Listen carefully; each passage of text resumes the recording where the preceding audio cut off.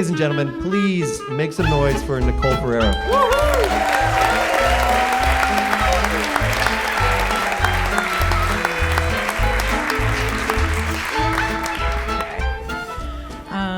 So I am 25 years old, and I'm in my childhood bedroom in Whitestone, Queens, and it's 2 a.m. And there, standing at the foot of my twin bed, is a 7-foot-tall ram, the animal. It is standing upright, it's wearing a dress for some reason, and it's pointing a hoof at me, and it's saying, "Nicole, you need to break up with Tim." Now, I should probably clarify that I am taking Ambien for insomnia at the time, and I'm in this new fun phase of Ambien where instead of putting me to sleep, it's keeping me up hallucinating all night long. This is mostly manifesting as a series of incoherent phone calls to my friends at 4 a.m, but tonight, here I am, face to face with this judgmental ram.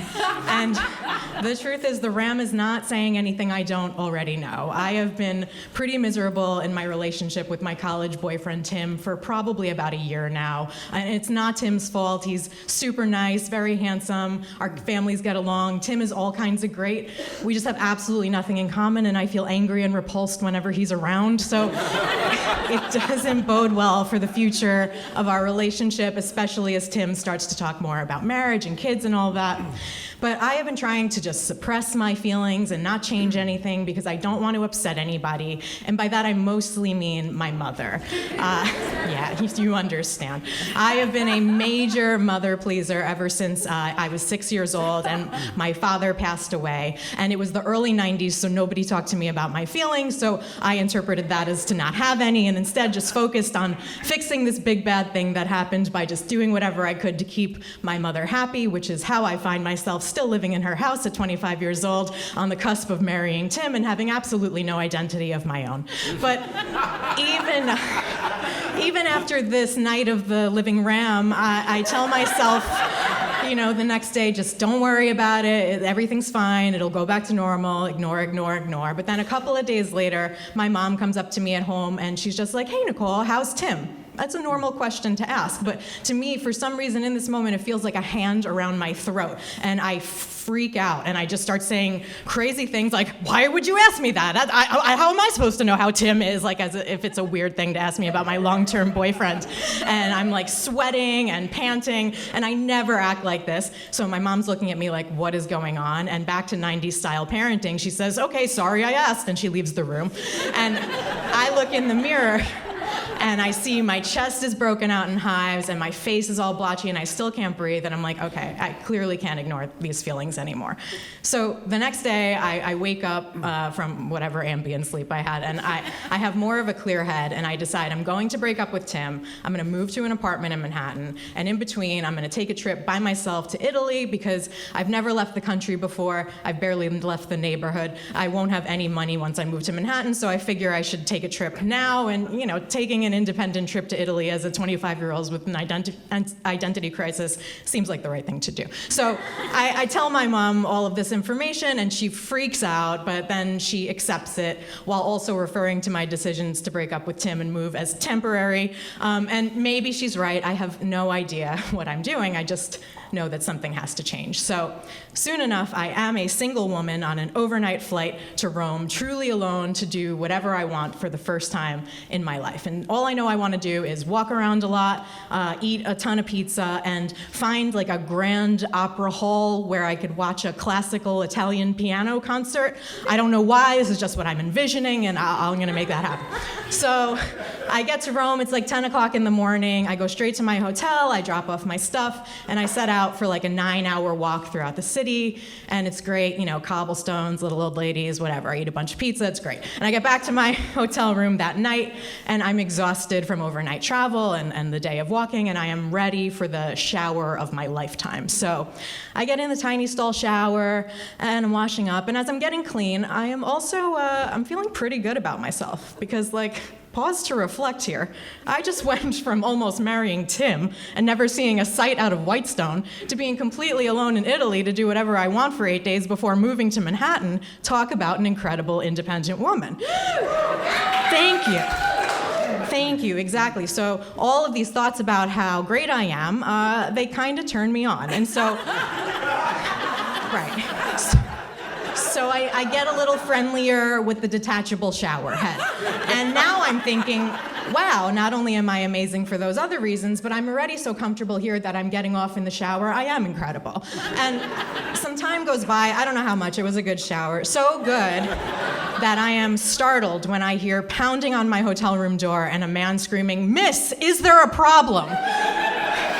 Is there a problem? So I shut off the water and I scream out, no problem, and I open the shower door and I step into the problem because the entire bathroom has been replaced by a small river. Apparently in my self-congratulatory masturbatory haze, I covered the shower drain with a bath mat and the shower stall is like 1/2 of an inch high and the entire bathroom is flooded. And of course this dumb Italian hotel room has like one roll of toilet paper and a face towel. So I try mopping this all up and it does nothing, and the man is still banging, "Miss, miss." And so I say, "Just a minute," and I open the door to the room, and I step out on the rug, and I hear squish.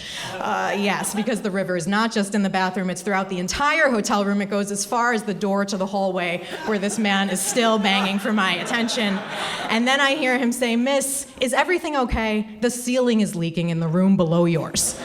So, what am I gonna do? I'm standing here naked with a sopping wet toilet paper bowl in my hand, surrounded by a river of my own making, and I have to face this guy. So I throw on some sweats and I go to the door and I say, I think something went wrong with the shower. And soon there's an entire staff with wet vax galore all across the floor, and I'm sent to a different room, downgraded to a twin bed, deeply ashamed. And now I'm worried because I've clearly done damage here and I'm gonna have to pay for it, and I already can't afford this trip or this upcoming move that I've planned, and suddenly everything starts to feel like a mistake. But I go and I talk to the hotel manager, and he is not thrilled, but he lets me off the hook, and we have a nice conversation, and he gives me some flyers for things to do in town that week, and everything settles down and everything's okay. So I enjoy a few days exploring Rome on my own, and then 3 or 4 days in, I'm having lunch on a side street, and this guy comes up to my table. He introduces himself. I learned that he's originally from Canada, and he moved to Rome to be a tour guide, and we talk for a few minutes, and then he asks if he can take me out that night. And quite honestly, this felt like plenty of a conversation to me. I'm not really interested in going out that night.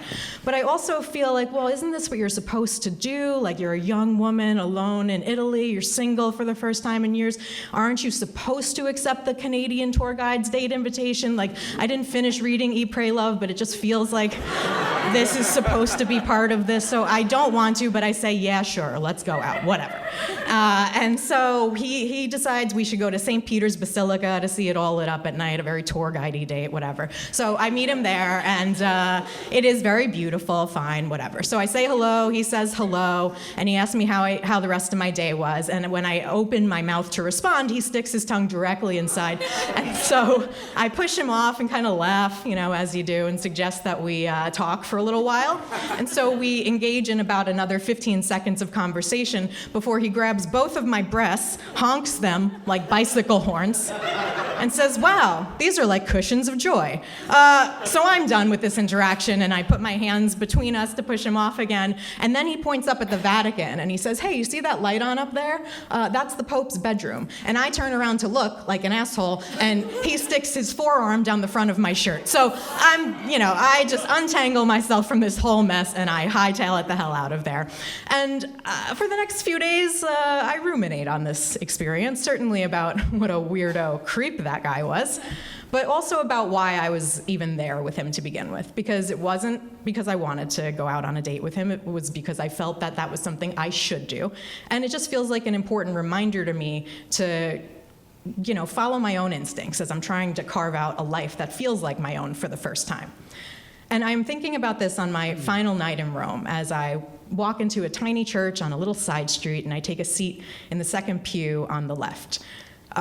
Earlier in the week, after I flooded my hotel room and had this shameful conversation with my hotel manager, I also told him I really wanted to see a piano concert while I was in town. And this is not the grand opera hall that I had envisioned, but for the next 2 hours, I sit there in this tiny church, beaming with tears in my eyes, listening to some 88-year-old woman play a personal piano recital for her friends and her family and me.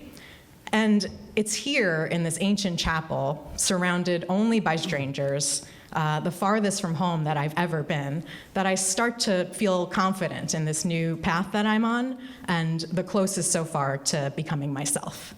Thank you.